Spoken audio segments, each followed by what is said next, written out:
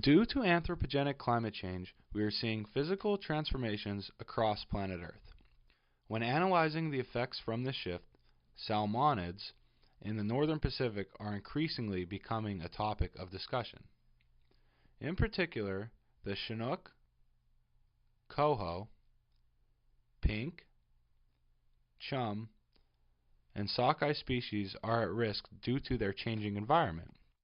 In their southern habitats, such as California and corresponding latitudes in Japan and Russia, certain species are at risk of extinction.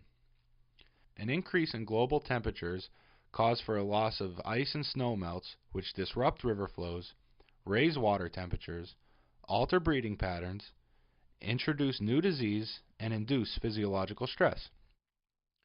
Other natural climate cycles also indicate regular warming and cooling trends in the northern Pacific, called the Pacific Decadal Oscillation, or PDO.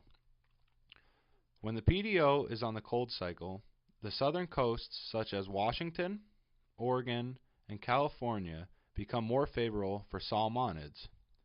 During the warm cycle of the PDO, the northern Bering Sea near Alaska becomes ideal. Because salmon have the distinct ability to adapt and colonize any available environment, creating niche environments, they will move north as water temperatures rise. Scholars have shown an introduction and increase in salmon populations to the Beaufort Sea area as early as the 1980s. Being that the climate is changing and the environment is moving, what will come next for the salmon of the northern Pacific?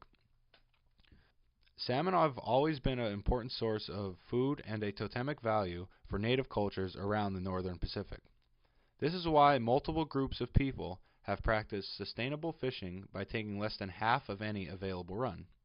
In comparison, Europeans and Americans have harvested up to 90% of runs from commercial fishing. Specific salmon runs are now protected by the Endangered Species Act and closely managed by organizations such as the National Oceanic and Atmospheric Administration, or NOAA.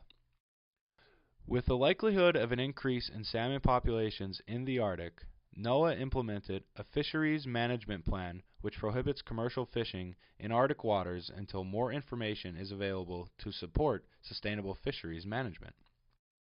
Through reducing salmon habitats and overfishing, we are helping to cause the extinction of salmon in specific areas. However, as salmon are losing their current habitat, they are gaining a new one in the Arctic. Preparation, laws, and regulations can all aid in ensuring that when salmon reach the Arctic, they stay in the Arctic.